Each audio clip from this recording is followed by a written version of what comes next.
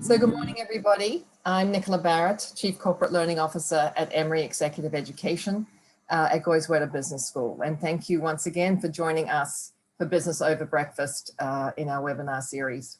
I have two exciting things to share today. First, given the enthusiasm for last Thursday's Business Over Breakfast with Jamie Turner, I wanted to let you know that we're planning a series of deep dives into each of the four quadrants that Jamie shared with us. We're working on dates and fees and other logistics, but I did want to let you all know to expect something in the coming weeks in terms of information. Second, our faculty guide today comes from across the Emory campus at the university's Center for Ethics. And this past year really has seen social justice and societal issues become key topics of conversation among individuals, communities, corporations, government, families. And embedded in many of these conversations are questions of responsibility and who and how should address these issues, or should these issues be addressed. While corporate social responsibility and stakeholder capitalism are not new concepts, many organizations have begun to talk about and address them in different ways.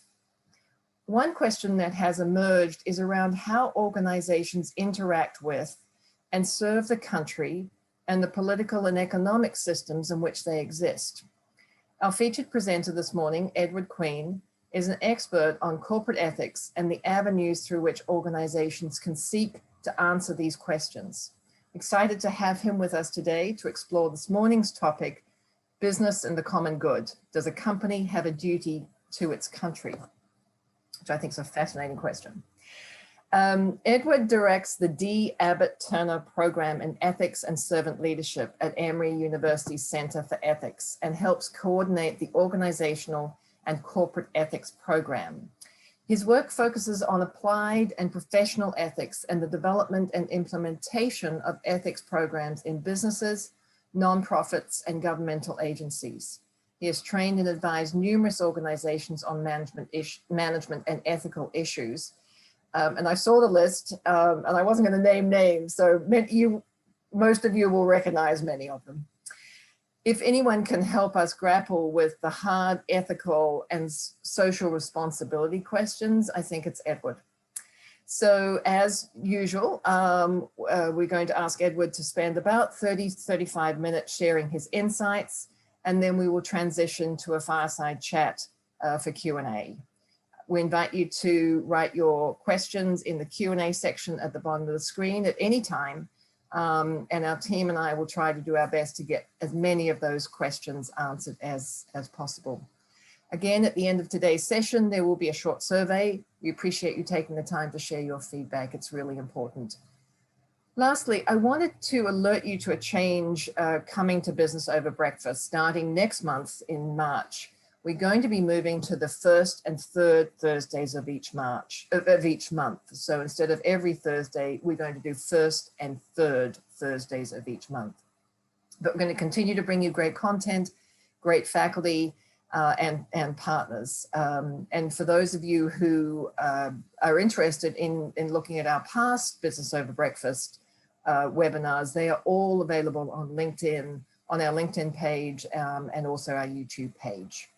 Enjoy the morning with Edward, and please join me next week for the first of our Business Over Breakfast sessions in March. Over to you, Edward. Thank you so much, Nicola. I want to thank everyone at the Executive Education Program for inviting me to speak today, and thank all of you all for attending. I know this is supposed to be business over breakfast, so I'm sorry you didn't get breakfast in the virtual format, but on the good side, you get to choose what you're going to wear and you didn't have to worry about parking here on Emory's campus. Business and the common good. Do corporations have a duty to country? Now, I'll be honest, the title of today's talk is grossly, or at least partially misleading.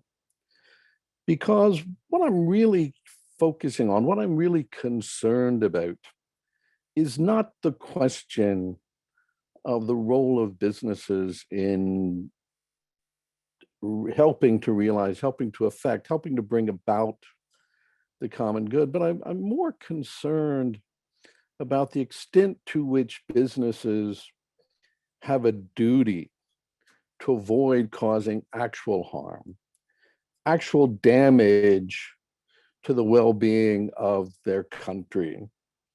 And for reasons I'll talk about in a minute, it's polity, but focusing more on polities that are at least moderately or even mildly functioning democratic systems. Additionally, my presentation today, my talk today, really isn't in the form of a formal talk, but truly is more a series of reflections, a series of questions, and an invitation for conversation, for thinking. Thinking that has been occasioned, or at least sharpened, by events of the past year or so. My concerns, my questions, my thoughts admit of no easy answers for all kinds of reasons. And they admit of no easy answers. And because, as I tell my students, if the answers were easy, we already would have arrived at them. The fact that we have to pursue these questions, the fact that we have to examine them, the fact that we have to reflect upon them deeply suggests that they're hard. Now, while my topic today may have been galvanized or kind of come to realization by reflecting on how some US corporations responded to the events of January 6th, the issues that I'm most concerned about encompass much more substantive concerns and issues. The types of issues that gave rise to the "can you believe this is happening in America" question that Thomas Friedman discussed in his column that appeared in yesterday's New York Times. This actually appears to be my entire problem in my career. I basically am ahead of the curve, and then the day I start talking about something, everybody else has started talking about it the day before. I'll spend some time and share my screen with kind of an introduction part here, if you don't mind. So what am I talking about? Well, I want to begin my talk today with two quotations. One with which some of you may be quite familiar, or at least part of it. Another one that you may be somewhat less familiar, but which in many ways is perhaps more telling. I'm going to begin with the less familiar. John Maynard Keynes, in his General Theory of Employment, Interest, and Money, writes, "The ideas of economists and political philosophers, both when they are right and when they are wrong, are more powerful than is commonly understood. Indeed, the world is run by little else. Practical men who believe themselves quite exempt from any intellectual influences are usually the slaves of some defunct economist." Keynes continues on a little further down the line and says, this is even a greater problem than people realize, because most people encounter these ideas in their 20s. And by the time they become 40 and 50 and leaders, they've totally ignored what has come out since the time they first learned the lessons from this defunct economist. So I want to move, perhaps unfairly, to a question with which you may be, a quotation with which you may be more familiar, that of a long dead economist, or at least fairly long dead. The corporate executive has a direct responsibility to his employers, that is, to his shareholders. that responsibility is to conclude the business in accordance with their desires, which generally will be to make as much money as possible. But whenever we hear that quotation cited, we often fail to realize that the sentence does continue. While conforming to the basic rules of society, both those embedded in law and those embedded in ethical custom. The basic rules of the society, both those embedded in law and those embedded in ethical custom. In my time today, I'm going to invite you to reflect with me on what that clause can mean in relationship to the following questions. Do corporations have a duty to country? And if so, what might be the nature of that duty as it relates to a country's good, to its well-being, or as I suggested previously, to not undertaking actions that fundamentally damage it? Now, I want to offer a caveat. I'm going to limit my remarks to those situations, to issues within countries with at least a minimally functioning democratic polity. And we can talk about why I've made that selection in the Q&A if people are interested. And I'm going to focus on those ethical values, those ethical customs, if you will, that are core to maintaining the system, to the overall well-functioning of a country. And so I do this because there's much to think about. Now, as I begin my talk, I'm reminded of a statement that one of my graduate professors, Mitch Liotta, used to say, is that the problem with great thinkers is that they have disciples. I tend to think that the problem with great thinkers is that they write books, have ideas that are widely discussed, sometimes read, and rarely understood. And at the risk of being cranky, but I've spent my entire life trying to grow up to be a curmudgeon. And now that I've reached the age where I can get away with it, I will continue being so. Just want to kind of throw out a rhetorical question. How many people know the exact number of times that Adam Smith uses the phrase, the invisible hand, in his book, The Wealth of Nations? Now, first, it's important to recognize that the title of the book is The Wealth of Nations, not The Profit of Companies, but we'll leave that aside. Smith actually uses the phrase once in that book. And in fact, in all of his writings, he probably only uses the phrase 3 times. But think about how that phrase has kind of dominated discourse around Adam Smith. So widely discussed and perhaps rarely understood. So as I suggested, I'm concerned today about actions that fundamentally could undermine the functioning of a democratic polity or the overall good of this country. That is, issues around security, safety, and economic functioning.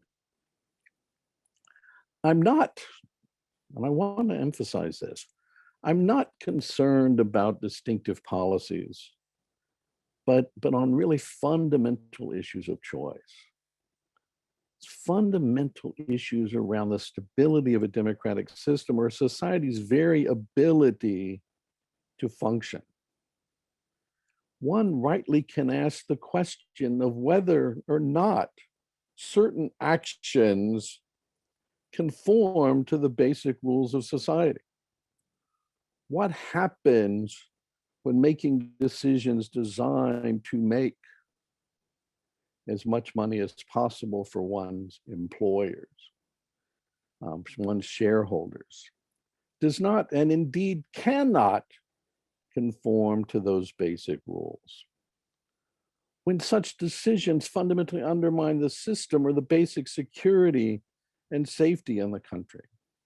I do not mean to imply or suggest that such decisions are made with a flagrant disregard for those rules, but in the absence of serious reflection on what those rules can and might be,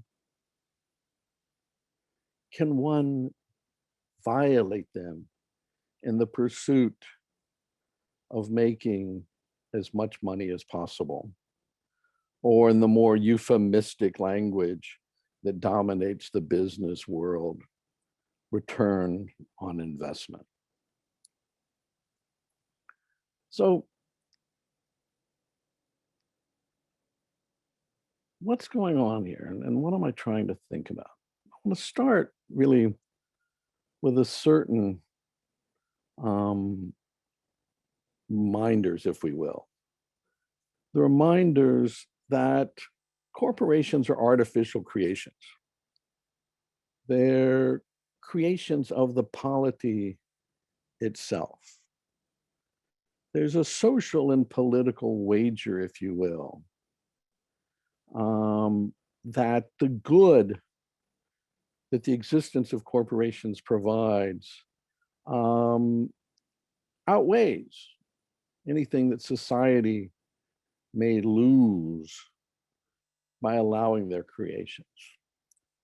But as Arthur Page, who is the public relations vice president for AT&T for almost 20 years, pointedly said, all business in a democratic society begins with public permission and exists by public approval.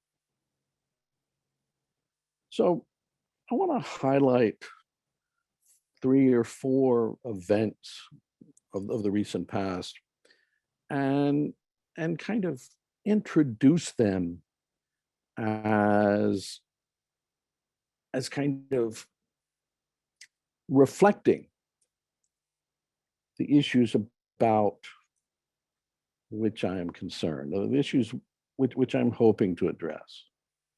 Now, first of all, regardless of what I may say, I'm not blaming business schools for causing these problems. Although I'm already in print for having done that about other things. So though that really wasn't my fault.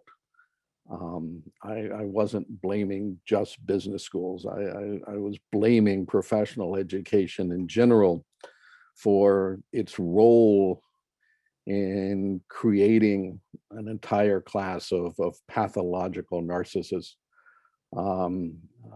who really can't understand that rules actually do apply to them. But that's another conversation, and the conversation for another day. And I'm not going to I'm not really focused on kind of certain violations, on corporate scandals or failures that may have caused real problems. Volkswagen and emissions testing, the Boeing 737 MAX. But 3 issues that highlight fundamental concerns about the basic security and functioning of a country, with an emphasis, with a focus primarily on the United States. And these involve from the kind of minimal in many ways to the maximum. The production of personal protection equipment, the recent consequences of the winter storm in Texas, and the hacking of solar winds. We all recall at the beginning, about a year ago now, with the emergence of COVID, the question about wearing masks, about personal protection equipment for individuals, and perhaps even more importantly for medical professionals. The concern that came out of CDC and other places about the availability of personal protection equipment, of PPE, led the CDC, along with kind of an additional issue about really transmissibility, but primarily the former, that a run on the production, on the purchasing of these masks would seriously hinder its availability for health professionals and their ability to access PPE in their treatment of people in hospitals, particularly people seriously infected with COVID-19. You know, why? Why was there such a concern about the absence of these materials?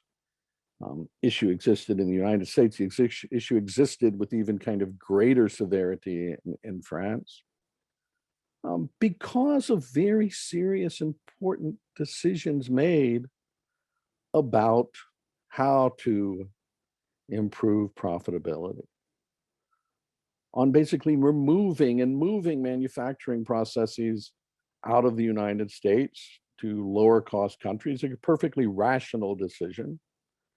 The decisions about so many companies, including hospitals, to cut down on storage costs by emphasizing just-in-time delivery of goods, and the expectation that at all times the system is going to work.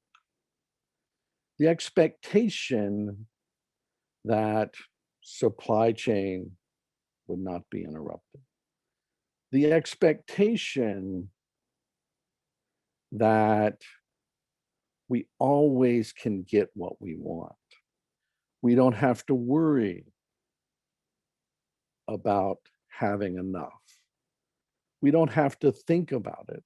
And we don't have to think about it because not doing it doesn't affect us. Not doing it doesn't hurt the corporation level our bottom line. We don't need to worry about it because the costs are going to be transferred to other people. Now, again, that's not all that's going on, right? I mean, as I suggested, there's so many other things, and parsing out all the complexities of this is going to take forever, right? I mean, this kind of tendency of all of us to think that the system's always going to work, which may be a delusion in ourselves. The tendency for people to become hysterical about a problem, and then when it passes, not to do anything. I mean, I lived several years in coastal Florida, right? You know, every year people are surprised by the occurrence of a hurricane. And what happens, I'm going to go out and get the generator, right? And then after the fact, almost nobody does anything to prepare, right? The tendency of people not to learn lessons. And I think that's one of the issues on a kind of broader level we need to start reflecting on as we move out of this pandemic, is the extent to which we're going to learn any of the lessons it may have taught us. But the kind of issue about how many people were infected with COVID because we could not access 75-cent basic paper masks or even $1.50, $2 N95 masks. Because the issue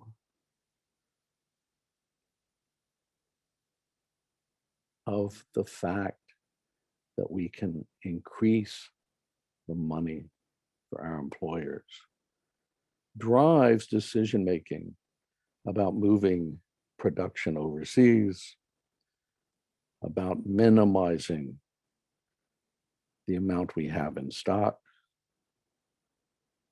and we see the consequences. The recent storm in Texas, the collapse of the power grid, the collapse of infrastructure in terms of water. Like many of these things, there's tremendous amounts of blame to go around. But the fact that the system was of such a nature that there was incentive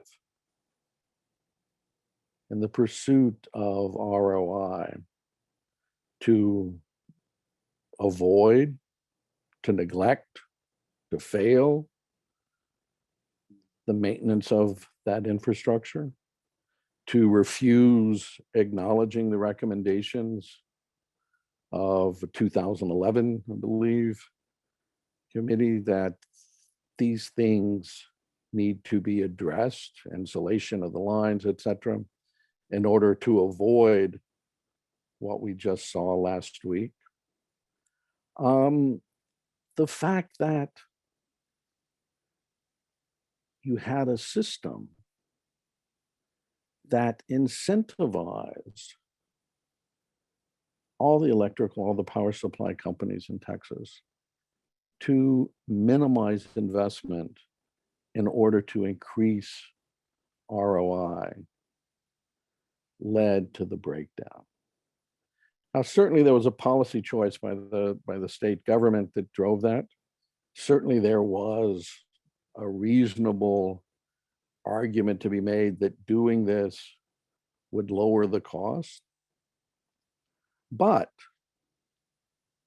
we'll come back to this issue in a minute. But if you stop and think about it, if you had told the people of Texas that, oh, by the way, your lower monthly electrical costs are going to basically create a situation that if we have a storm, you're going to lose heat for days. You're not going to be able to have potable water. Oh, and if you happen to have electricity during that storm, your monthly electrical bill is going to go up to $2,000 to $16,000 a month. Would they have chosen it? This becomes one of the problems. But the one I really want to focus on, because I think it's the one that kind of highlights the greatest danger in this, is the solar winds hacking.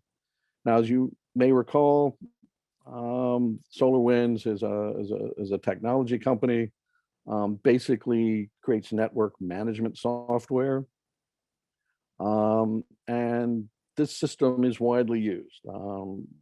It's so widely used that with the hacking from pretty much hackers kind of associated with the Russian government, at least 18,000 of its customers were affected.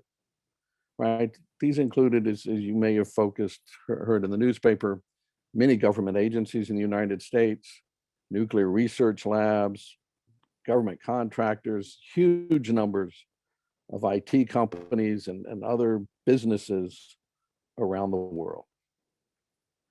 Right? This was a problem created and generated by the corporate world, not by the government. Our government failed miserably in underspending on IT security. I will argue to some extent for the same reasons that SolarWinds did. But think about it. This is a system that the United States government depends upon for the very security of the country. And because of its need to focus on ROI, SolarWinds underspent dramatically on security. It outsourced the software engineering to companies not in the United States.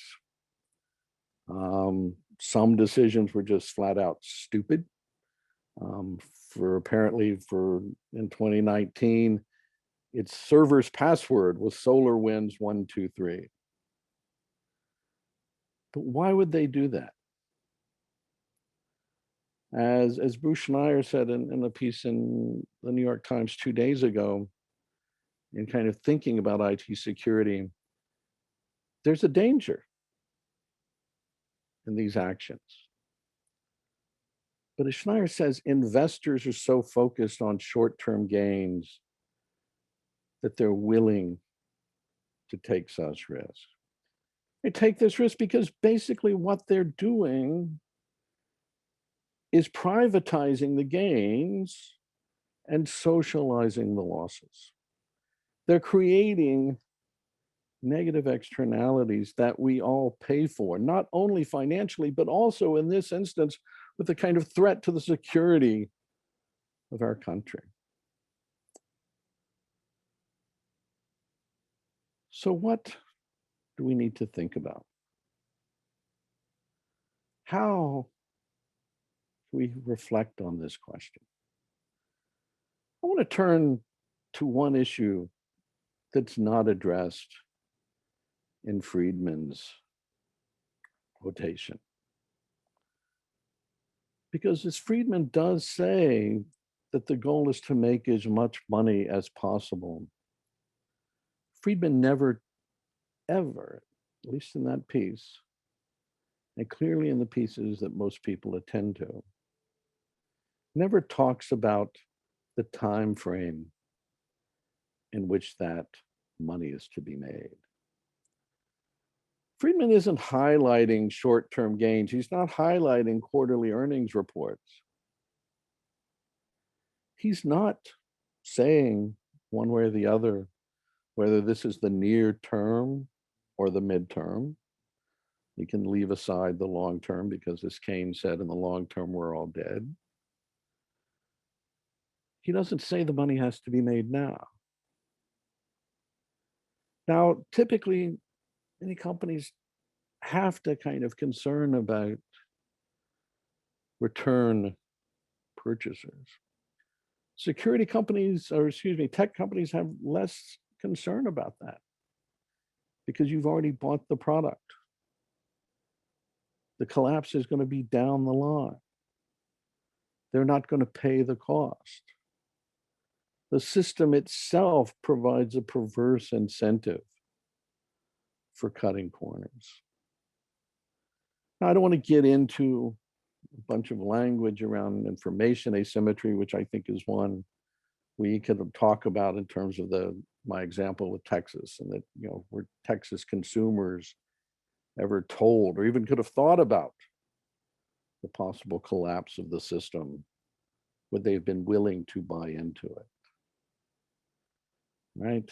So I'd have to talk about the negative externalities, the privatizing of profits and the socializing of losses.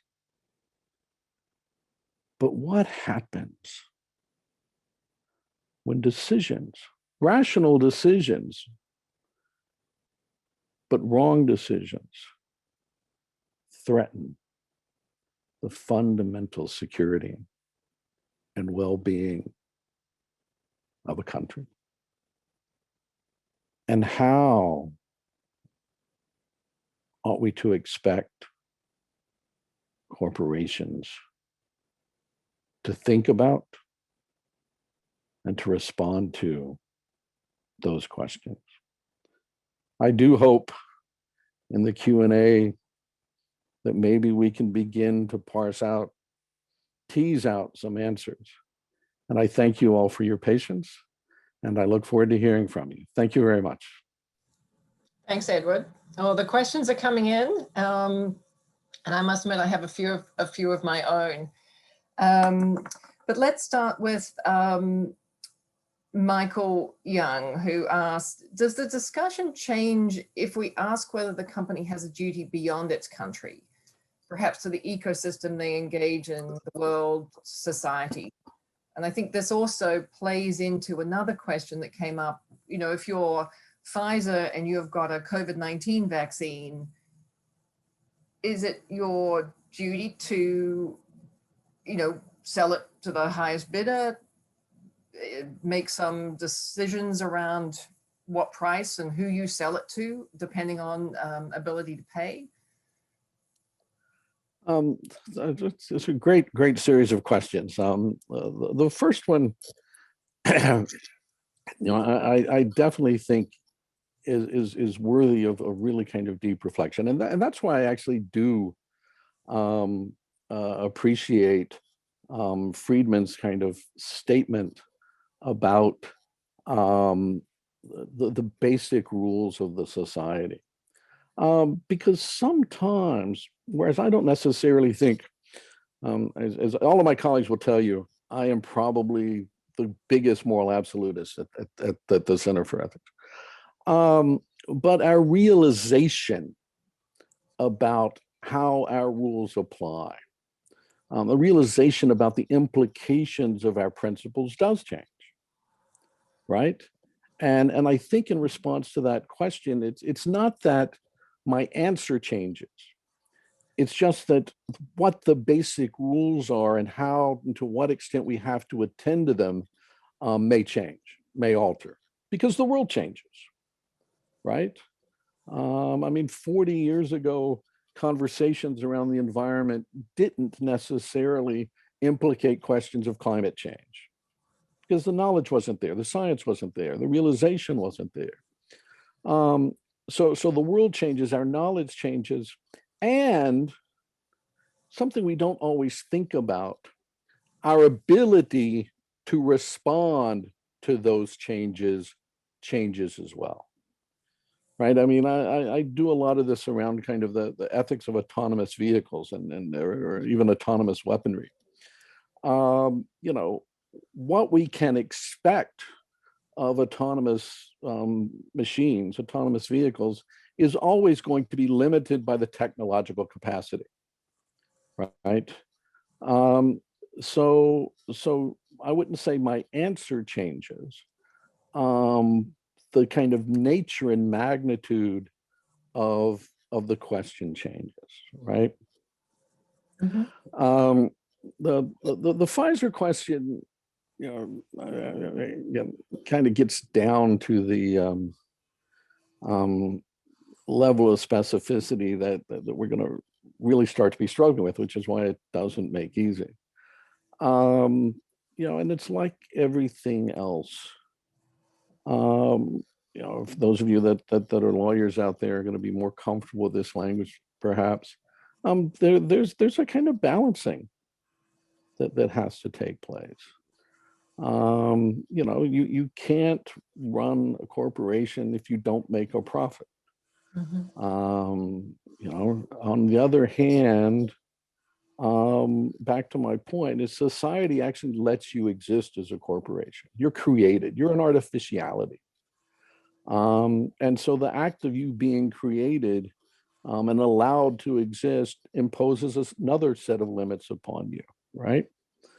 So I think thinking through that becomes important. And you know, that's where I really want people to focus. And my concern right now is we're never going to answer these questions if we don't begin to ask them. Right? Mm-hmm. And I think that's where we really need to be. And just talking about things around stakeholder capitalism, kind of throwing out the language, doesn't get there. You need to kind of face those things right forwardly and directly, and recognize that you exist within a kind of wider reality. And this issue, and this is where I do think the language of stakeholder capitalism can at least be helpful, forcing us to ask the question as to whom or to what do we owe certain duties under certain conditions, right? Because the duties may even change based on the reality. And you know, thinking back to kind of the transmission of or changes in production during the Second World War to kind of meet an exigency, right? Do the exigencies of the situation demand certain responses that we wouldn't have in less fraught times? So the importance of asking the question, and then I think the importance of the leaders of organizations and the managers within organizations being able to think about that both and, you know, at the same time, right? Two things that might have to coexist in some fashion. Yeah, and tension. And I want to kind of pick up because, but I think there's the kind of wider question there, is that we have to kind of begin to examine the pressures of the system in which those leaders are immersed. You know, if you think back to the banking in the early 2000s, right? If you'd been your kind of traditional cautious banker, not making risky loans, you know, your banking company's making reasonable ROI, but think about all of your investors looking at all these other banks that are kind of making these risks, and this stuff is kind of coming in hands over fist, and they're looking at you and saying, well, why aren't we getting this? And you may know, at least think from your training, that this is really a stupid way to act, but you're stuck. You're stuck in a system where you're kind of driven to having to do what everybody else does because of the way the rewards work, right? So Yeah. it's not only about thinking about the individual leader, it's how we think about how the system works and how it drives people in certain directions. Sorry. That leads us to another question from Al Gardner, who says, you're describing the law of unintended consequences. Who and how does one discover these unintended consequences so that people can weigh the choices? You know, look, you know, all choices have costs. All choices have consequences.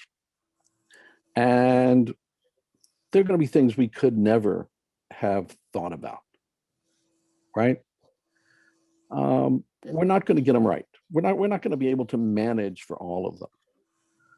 What we need is the willingness and ability to both recognize those costs and consequences and to make shifts and modifications to address them. It's like I tell a lot of my public health students, right? You think about the role that public health has played through kind of increased sanitation, vaccinations, and other things, and extending the lifespans of people. And one of the consequences of that, and particularly in relatively low resource countries, is a population increase that may be presenting challenges. Right now, you don't say, well, we shouldn't have increased people's lifespan or decreased infant mortality because it increases the population. That's idiotic. That's stupid. But you can say, okay, these are a consequence. Now what we do to address that consequence. And I think that's the issue, is that responding to the reality of the time based on the results of our previous decisions. And one of the biggest challenges that's always going to present to us psychically is sometimes it's going to require us to admit we were wrong. We screwed up. This came under the condition of looked like a good idea at the time. And people don't like to do that because we're never rewarded for acknowledging our failures, though I would acknowledge that I will claim that you actually would be much more than we think we would be. But the other part of that is that we tend to go to extremes in responding to the consequences, right? And so we always, often, not always, but often find ourselves in this kind of, ping pong match about what's going on, and instead of a reflection on really, okay, what's the adjustment that need to be made, not what necessarily are the changes. Mm-hmm. So again, the questions are coming in. William Fuller asks, does business have an obligation to perpetuate a government and a society that fail to provide supportive infrastructure and self-discipline that are required to perpetuate business? This feels a bit like a chicken and an egg question, doesn't it? Yeah, no, it's right. I mean, yeah, I mean, the power of that question is, I think, that it shows a kind of great depth of thinking. And one of the challenges, and the question kind of reflects this, is, again, the systematic nature of all of this, right? Is that we're immersed in specific polities. We're immersed in the kind of specific logic of our business, of our corporations, and we're immersed in a kind of wider global system, right? And because of that, trying to think of business decisions, if you will, separate from policy decisions, separate from international obligations, is really challenging, right? I mean, so for me, that question would start out on a completely different level than today's topic, because it gets back to my work on another area. It's that any polity that fails or is unable to maintain a minimal level of security and stability is inherently illegitimate. Because what's the entire point of having a government, right? Why do people get up one morning and says, "Oh boy, let's have a government"? Mm-hmm. It's to keep big people from beating up on little people, and to keep bunches of little people getting together and going beating up on the big people. It's to provide a minimal level of security, and so that obligation is a shared one. I mean, predominantly within the governmental system, but I think also within every element of society, because chaos really, really, really sucks. And so where do we fit in that, right? I mean, I think asking oneself the question is, where do I fit within that issue of stabilization, within that issue of security, within that issue of not, as I suggested at the beginning of my talk, of not actually endangering that which makes my existence, to some extent, back to the specific question, that not makes my existence possible, right? Or at least functional. But yeah, that's, again, that becomes one of those questions that I always tell audiences that if I had the answer to that, you wouldn't be able to afford me to talk to you. That in itself is an ethical question, right? Greg Nesbitt asks, can you comment on the role of the consumer? Hospital systems drive suppliers to reduce prices at all costs. Walmart and Costco drive the same behavior with their suppliers to the extreme. And this behavior drives real and valuable efficiencies that benefit consumers. But the costs of doing so remain hidden for years to come. Can you comment on that and the role of the consumer? Yeah, you're right. Okay.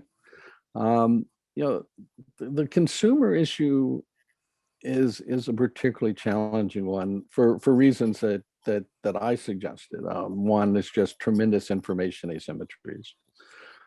Two, there's the challenge that we all know is our tendency to discount the future. right?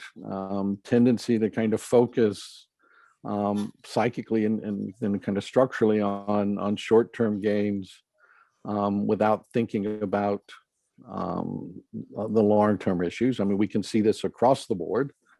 Everything from people's willingness to sign up for their company's retirement plan and how much they're putting in, right? And right, you know, so the question itself raises something that I didn't even mention when I talked about the systemic issues.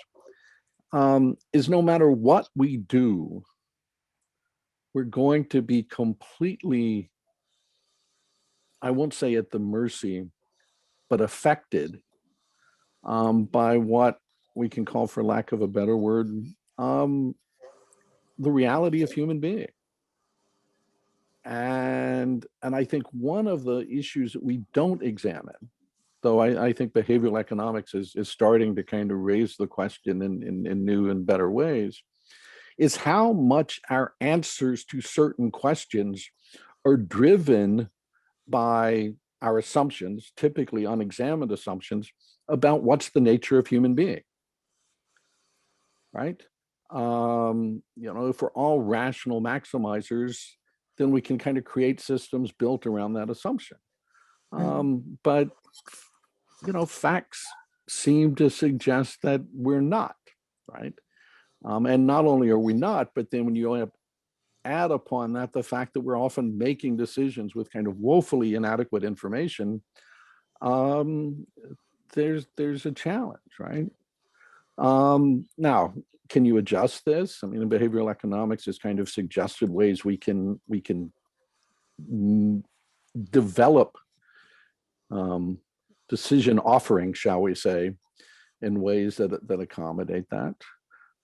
Can we increase the likelihood of people making less bad decisions by increasing the information available to them? I mean, that's why I think if the market truly works, then we ought to be willing to give individuals, consumers, information about what's in their products, about how it's made, about the costs, right? I mean, are you buying clothing made with coerced labor from Xinjiang in China? Right? I mean, so if we actually believe that we want people to be kind of rational decision makers, we'll give them the information, at least kind of increases that likelihood. But are we going to fix it? No. I mean, we're never going to fix anything. Now, that reflects my problem. I think human beings are inherently defective.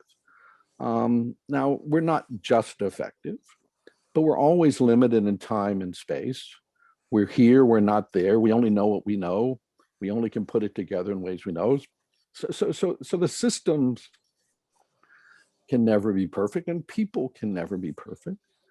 But we can minimize the opportunities for making less good decisions, if not actively bad decisions, by tweaking certain things in certain ways. But it's hard, right? I mean, again, and then you start thinking about variations in people's access to capital, right? I'm living on a fixed income. I've got to feed my children.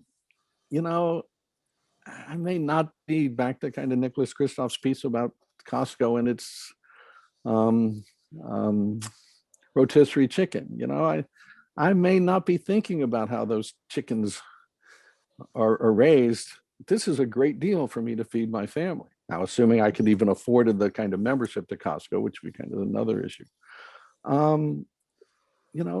So people are going to also make decisions that are kind of forced on them, if you will, by the realm of necessity. I think we've got time for one very more short question here. Well, whether you get a short answer or not is up for grabs.